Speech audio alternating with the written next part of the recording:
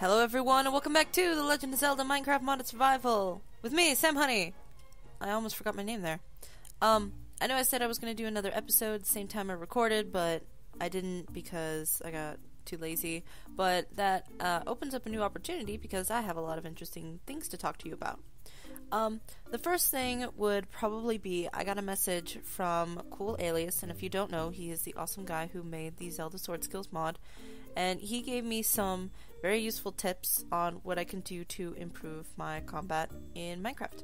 So I'm going to go ahead and read that to you. He said, after watching episodes 87 and 88, I've decided to provide some unsolicited combat tips. Use the mouse and keyboard even for skills. I was trying to use the arrow keys, but apparently he says that's not a good idea. It is much more natural. The arrow keys are only there because the original idea being to not use the mouse, but that didn't work out very well. I left them there because it is useful to have extra keybinds for people using gamepads. He also said block with your shield, especially useful against skeletons, but it also works well against other enemies. I'm not very good at remembering how to block, so that is something to definitely keep in mind. Don't use too many skills. It quickly depletes your hunger bar, and many aren't that useful against regular mobs. Here are the skills I use. Targeting, Z-targeting, that's kind of the default thing. Leaping blow, great when there are tons of mobs in front of you. I don't think I used leaping blow all that much because I didn't know how to use it, but I actually practiced with it, and it's not that hard to get off. Spin attack, use this when you get surrounded before enemies start hitting you. If you're hit while charging up, it stops the skills from executing. He did mention, though, that my spin attack is painfully slow for some reason, and he thinks it might be affected by my frame rate, and I kind of agree with that. So if I have a place with high frame rate, I could probably get that off better.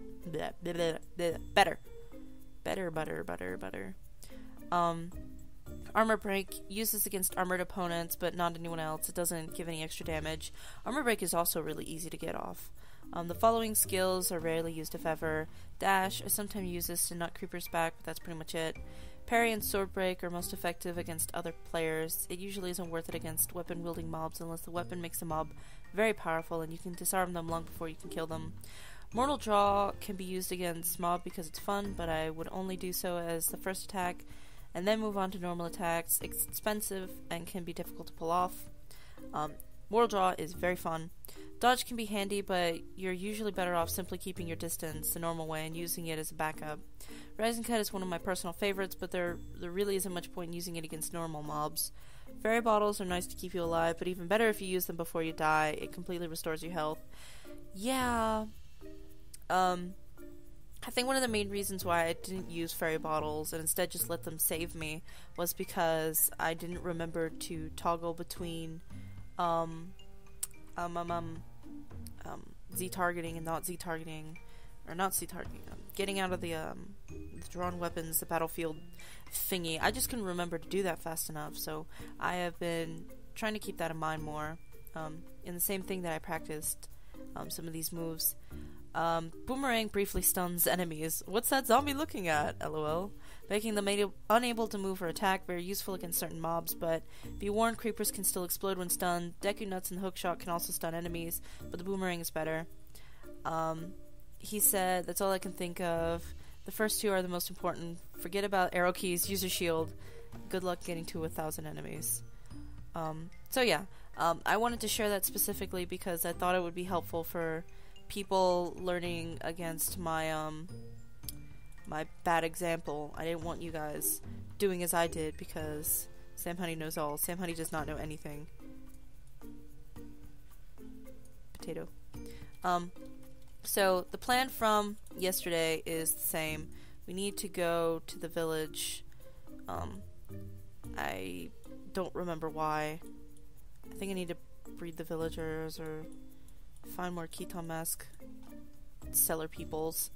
So, I need the atlas on the hotbar, I need the Deku leaf. I don't think I'll need the ice rod, so I'll keep these over here and keep this hand free. So let's get out of here. I've decided I'm gonna run there. Oh, the frames. I think it's this way. Yeah, it's this way. Alright. So, Yeah, I definitely need to keep those things in mind. I have tested out my key bindings. I made a new world to practice my sword skills a little bit because with, I try to record Zelda often enough, like Minecraft Zelda, but I don't think I do to keep these skills in my memory. Alright, way out the city. So I thought it'd be alright if I went off screen and practiced a little bit, and you know what, it actually helped out. I decided which key bindings were more beneficial and which ones I didn't really like, and I played around with the Z targeting a bit. I know there's a button where you can toggle through different, get away from me, toggle through different targets, get away, targets, and I keep binding that. Oh, it's almost nighttime. Well, I guess that'll be helpful in the long run. Let's get this off. Oh, I remember this place. This is where my dogs died. The memorials...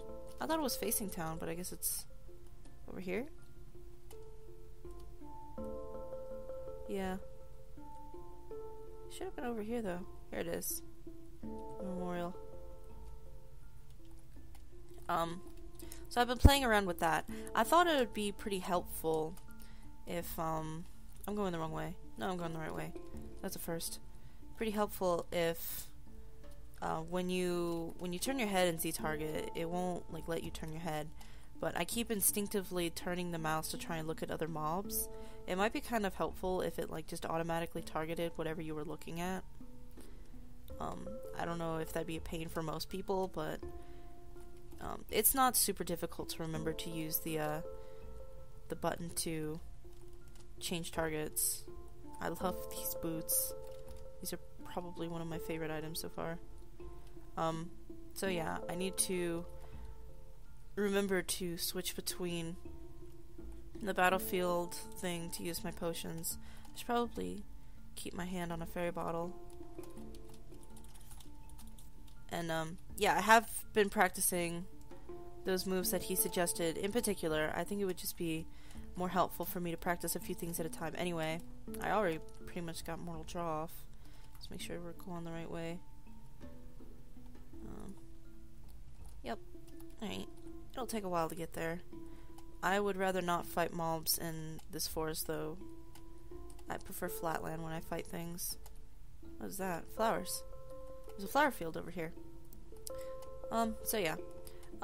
That aside, something I wanted to note that, just because he suggested that I focus on shields and stuff and not to use the Mortal Draw and dodge too much, doesn't mean you can't if you don't want to. Because I know there are some people that are like, well, I'm gonna stay away from that big asshole. Oh no, it's over here too. Oh, I just want to leave this place. I don't want to fall in there. Ah, crap. That was my big escape. Doesn't mean you can't use it if you don't want to. I mean, they're there, they're nifty, and they're cool. I don't want to duel with creepers right now. So yeah. I know there are people that will take that as a rule, and they will try to do as they say and only use those skills, but you can use any skill you want. Mortal Draw, I think, is particularly awesome. It's not super hard to get off. Oh, I have this big Goron sword. Ah! Spider Ninja. I didn't mean to use that one. But, yeah. So, just keep that in mind. Let's see, we should be safe. Okay. We're not too far off. I can take a little breather. Eat a potato. Let my health regen. Put this up here. I can't remember if there was anything else I wanted to talk about the skills for, but I just wanted to encourage you to try and use whatever ones you want. If you want to learn all of them and you have the mental capacity beyond what I have, you can probably definitely do that. It's probably just easier for me to learn a couple at a time. My health is so slow regenning. Did I bring some, like, health bottles with me? I did, but I don't know if I want to use them on this situation. I think I have some spares in here. I don't. I have blues. I'm gonna just leave those. Actually, I'm gonna switch out for these. Because blue's pretty nifty. So yeah, I actually have a lot of things to talk about. So, next topic on hand is, after I bought my Wii U, I got a Wii U, if you didn't know, because I'm using it to record Hyrule Warriors, so I need to have a Wii U. But, after I got it, Kalmiri and I decided that we were going to buy a couple amiibo. We were basically holding off on it until, we had the Wii U, because besides from the collectibility, there wasn't really much point, in having them.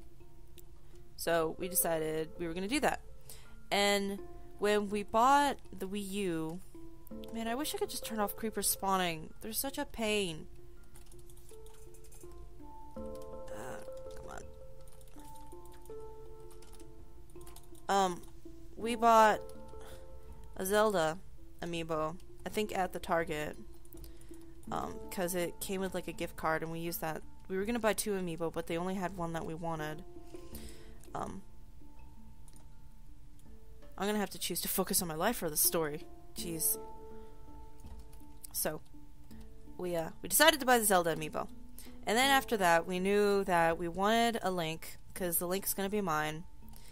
We wanted a Samus, which would also be mine, even though I've never really played Metroid, but I always thought Samus was really cool. And, he was gonna get a Mega Man.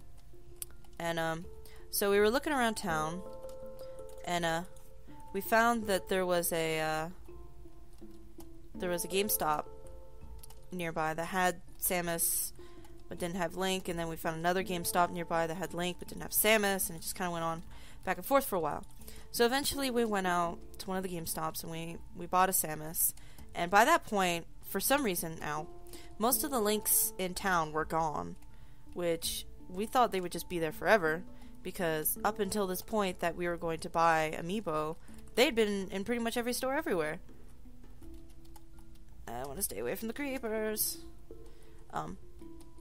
So, ow. Then we were looking for Mega Man, and they started becoming particularly uncommon, to the point that we almost wrote it off until we went to a GameStop, I think to place a pre-order for a game, and there happened to be 3 Mega Man there. And we only bought 1, when we should have bought all of them. But, you know, we actually went back to see if they still had them, and they didn't.